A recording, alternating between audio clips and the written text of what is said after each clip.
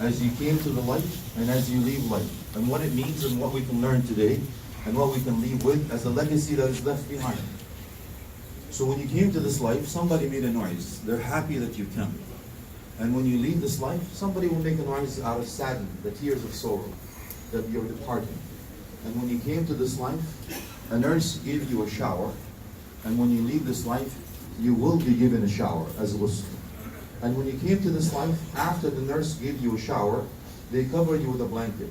And similarly, when you leave this life, after you're given the ghusl, this shower, you will also be shrouded. And when you came to this life, you were given a birth certificate. And similarly, when you leave this life, you will be given a death certificate. Between those two certificates, you're collecting certificates. You graduate, you get a certificate. You get married, you get a certificate.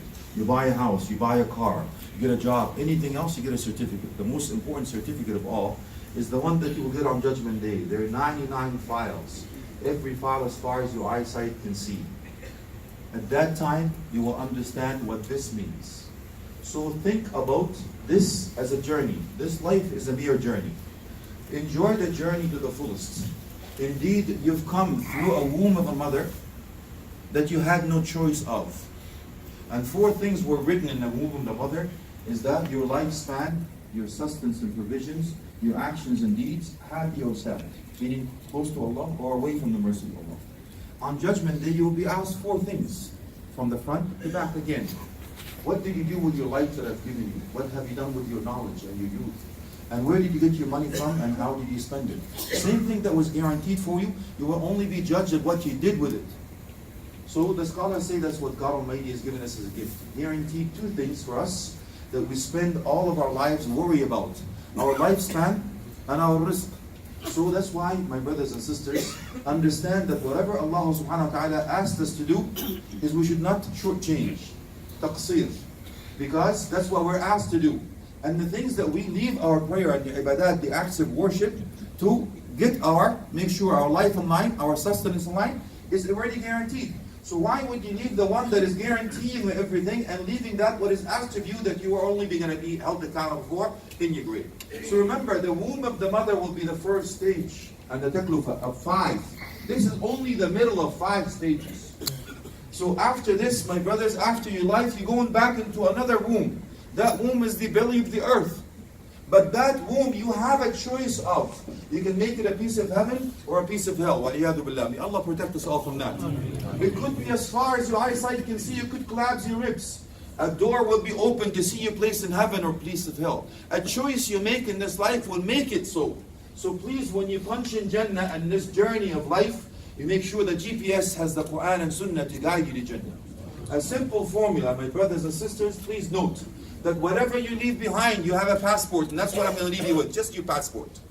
Because the journey, you will have to take it. Imagine you leaving your family and friends saying so long, and you take in that plane as if your soul leaves your body. I want you to look down on this earth as if it's nothing. You look at the house that you worked for so hard, and it becomes just a dot on the ground. You left everything behind, but you are followed by 3 things in your janazah. Your family will follow you, your wealth will follow you, and your actions and deeds will follow you. 2 things will come back. 1 will stay with you.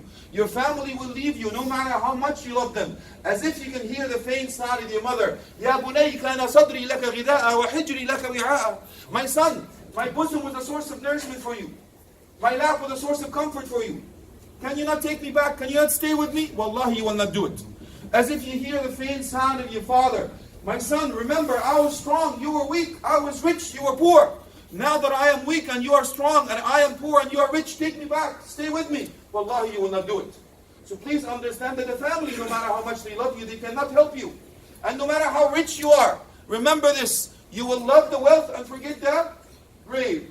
The accountability. You build the palaces, but you will be ending up in 6 by 2 by 3. And think about it, my brothers and sisters, the wealth that you've done will not help you. You cannot bribe the angel of death. There is no way out. So the only thing that will stay with you in your grave are your actions and deeds. So remember, every night, every morning, the sun rises, the sun sets, it should be a reminder, as if your life clock is ticking. And as you prepare your bed, prepare your grave, as if you control the temperature in your room, control the temperature in your grave. As smart intellectual individuals sees life for what it is, and sees the hereafter for what it is. So don't be fooled. And remember, wherever you were born, whether you're in Afghanistan or India or Pakistan, you've come all the way. And the journey that you've taken, how you started, you're not going to be judged upon. It's how you ended, is how you're going to be judged upon. Look at the legacy you're leaving behind. What will you remember by? And that's why your passport should have your name on it. But your name you will not be called by. After you die, you will be called by the best names you were called on this life, or the worst names you'll be called on this life. So when you look at your passport, you look at the journey of life, not just the journey you're taking. What will you be called by, and what will you remember by? When your name is called, will the people say, Alhamdulillah, he died or she died? Or may Allah have mercy upon them? What is your name, my brothers and sisters? What legacy will you remember by after you're gone? And we worry too much about the people. It's true. What will people say about us? You know what will people say about you after you're long gone? People will say, Inna lillahi wa inna ilayhi raji'un. So you shouldn't be worried about what will people say about you, because that's what they will say. We come from Allah, and unto Him we're going to return. And that's why Fudayl ibn Iyad said, do you know what he just said? He translated what I said. He says not like that. He knows if you for sure created, then you know for sure you will die. And if you for sure know that you will die, then you better know that you'll be buried. And if you know that you'll be buried, then you better know that you will be resurrected. And if you know for sure that you will be resurrected, then you better know that Allah will hold you accountable of what you will be done in front of Him. And if you know for sure that you will stop in front of Allah, then you better know that you'll be asked questions. And if you know for sure that you will be asked questions, then you better prepare the answer for the questions. And that's what it's all about, my brothers and sisters. Then on your passport, it also have your address. So what's your address? Oh yeah, I live in the uptown, right up by the waterfront. I have 3-car garage, 3,000 this and all of that. But wallahi, my brothers and sisters, that's not what I mean. What is your location? What's your address? Is exactly what I'm asking you to do. Look for your grave, what it will be. An eternal address, whether you're going to be heaven or hell. And that's the address you should be concerned about, not your temporary address. And your expiry date.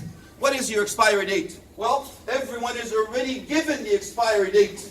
And that's why Abdullah ibn Mas'ud radiallahu anh says, Wallahi, every day that passes by, you don't increase the bank of Allah with your righteous deeds, it's not a good day the sun is risen upon. And finally, your visa. Most of us try so hard to come to North America or a good country, we leave whatever it is what we call back home behind. For a reason or other. But you sometimes get denied visa and you get upset and you pay some more money to be able to come. And however, on Judgment Day, your passport will be scanned and it will actually know exactly what you've been, what you've seen, what you've said, what you've done, what you've given, what you've taken, how you believed, how you've acted, how you behaved. But I want to give you one last thought. On your passport, my brothers and sisters, every visa that is stamped, it will be noted. But the most important visa of all is the visa to go to Jannah, paradise.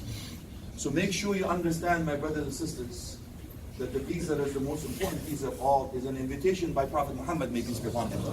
He actually says, كُلُّ أُمَّتِي فِي الْجَنَّةِ إِلَّا مَنْ أَبَى. My whole ummah, everyone that submits to say there's only one God, is going to Jannah, going to paradise. Except those who refuse to go to paradise. How do you refuse to go to paradise when you live happily ever after?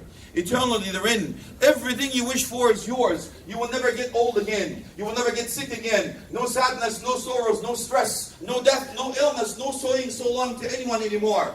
Eternally there bliss. How do you actually do that? How do you say no to that? Well, he says, those who obey me, they will enter paradise. And those who disobey, they will have refused to go to paradise. Having said that, my brothers and sisters, the last is the mercy of God Almighty. Look at the brothers. One is a ex-former high court judge, and one is a very well-known person that had their path. And a dua, a supplication from his father, a request that he came back from what he was to what he is known now. And that's why we have this folk. Because to honor his legacy, from where he was and where he ended up. And that's what I'm trying to tell you. Allah subhanahu wa ta'ala says, وَلَا تَمُوتُنَّ إِلَّا وَأَنْتُمْ مُسْلِمُونَ. Don't die except in the state of Islam, submitting to one God. Why? Because at the beginning of the life, it doesn't matter really. It's how you end up. And that's why God Almighty says, don't die except in the state of Islam. Why? Because the way you live is the way you will die. And the way you die, the way you'll be resurrected. So God Almighty cut to the chase. He says, don't die except in the state of Islam. So how do you live, my brothers and sisters? If this is your last pulse of a heart, last blink of an eye, last breath you take, last time you put your head on the pillow, are you ready to meet God the way you are?